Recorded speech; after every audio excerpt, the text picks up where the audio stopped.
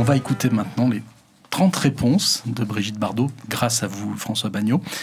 30 questions que je lui ai posées de manière spontanée, en essayant de ne pas parler de la carrière, mais plutôt de la femme, oui. Et vous avez dû voir à la fin du questionnaire qu'elle a trouvé vos questions vraiment très belles. Et elle vous a mis d'ailleurs un petit mot, ce qui est rare.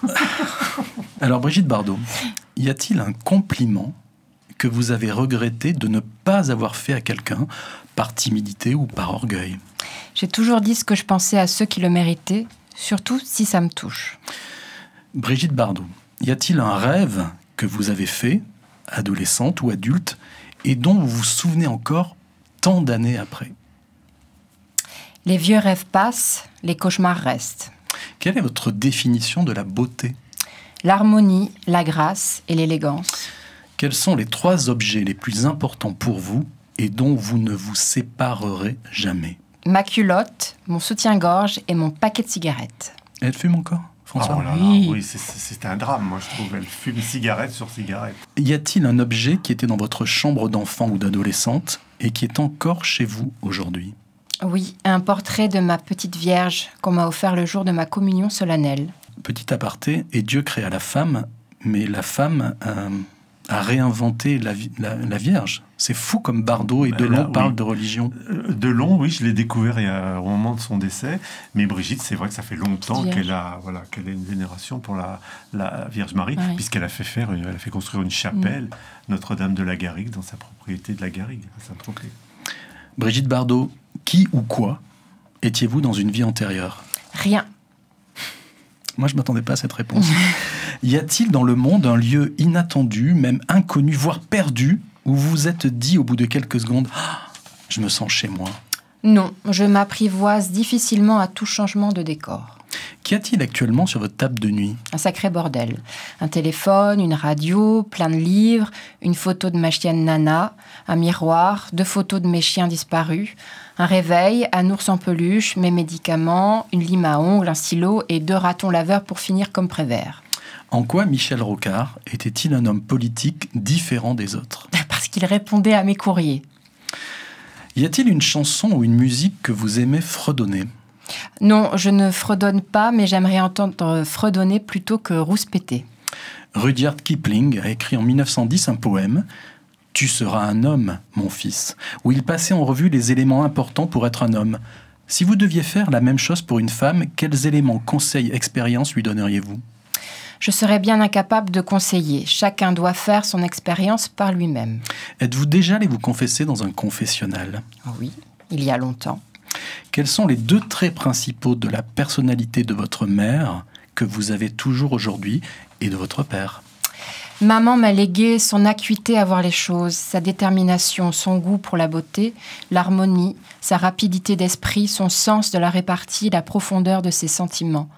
Papa m'a transmis son sens de l'humour, son talent d'écriture, son élégance, son pouvoir de séduction et son côté rigolo. Si vous aviez une carte bleue illimitée, quel tableau de maître aimeriez-vous acheter pour mettre dans votre chambre?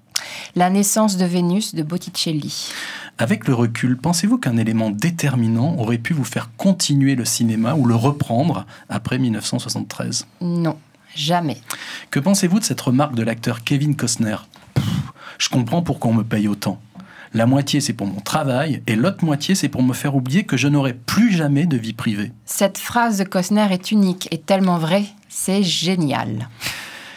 Quel plat aimez-vous cuisiner à vos amis? Un plat végétarien, bien sûr, avec la zingara, par exemple. Miam, miam. Avez-vous déjà sauvé quelqu'un d'une dépression, voire pire, par vos mots, au téléphone ou dans une conversation tête-à-tête? Oh oui, ça m'est arrivé assez souvent et j'en suis fière. Quand je lis mon courrier et que je ressens une détresse profonde qui m'est confiée, car on n'a personne d'autre à qui demander de l'aide, je réponds en urgence car je ressens le drame. J'y mets tout mon cœur, toute ma tendresse, toute ma force. Je reste présente pour les jours suivants, je prends des nouvelles. Je suis l'épaule qui console la solitude du désespoir de l'absence. Qu'est-ce qui surprendrait le plus les gens sur votre mode de vie au quotidien aujourd'hui? Avez-vous un petit rituel ou une petite manie amusante? Ah non, je n'ai rien de particulièrement rigolo. Si la République française décidait d'être représentée par un homme et non plus par Marianne, quel homme vivant suggéreriez-vous pour cette incarnation? Il ne manquerait plus que ça. Une Marianne drag queen. Quel talent auriez-vous aimé avoir ? C'est le pouvoir qui me manque, le pouvoir de répandre un peu de sagesse dans le monde actuel qui en a grand besoin. Vous avez un point commun avec Saint-Augustin et Alain Delon. Vous avez fièrement endossé une vie de désir, de grande liberté sensuelle, avant de célébrer la spiritualité religieuse et notamment la figure de la Vierge Marie. Est-ce que vous considérez ce trajet de l'éros à la transcendance comme les deux faces d'une même pièce ? Je pense que tout concorde et que l'esprit de jouissance de la vie n'est pas incompatible avec la croyance religieuse. Je l'ai toujours eu une grande ferveur pour ma petite Vierge qui m'a beaucoup protégée dans la vie. Si je suis encore là, c'est grâce à elle. Est-ce que vous vous souvenez encore d'un de vos professeurs ou instituteurs qui vous a marqué ? Oui, j'ai un souvenir précis de mes études au cours Atmer où M. Kervel, notre prof de latin, m'avait humilié en m'envoyant avec 2 élèves au fond de la classe en nous traitant de trio de gourdes. Est-ce qu'il vous est déjà arrivé, lors de votre carrière au cinéma, dans un train ou dans un avion, de ne pas être reconnu ? Et est-ce que vous en avez profité pour avoir une discussion qui ne soit pas faussée par votre célébrité ? Ah non, on m'a toujours reconnue, mais avec discrétion et gentillesse, ce qui m'a permis un jour où je voyageais seule en avion et terrorisée par le décollage, de m'accrocher au bras de mon voisin, très surpris par cette familiarité, mais qui a compris mon angoisse et m'a gentiment pris la main pour me rassurer. C'était charmant et imprévu. Marilyn Monroe chantait que le meilleur ami d'une femme, c'était un diamant. Quel est pour vous ce meilleur ami ? Un toutou. Si vous pouviez résumer votre vie jusqu'à aujourd'hui en 3 adjectifs, quels seraient-ils ? Espoir, doute et compassion. Quel est l'acteur avec lequel vous avez joué qui a ou avait la plus belle voix, indépendamment de son physique ?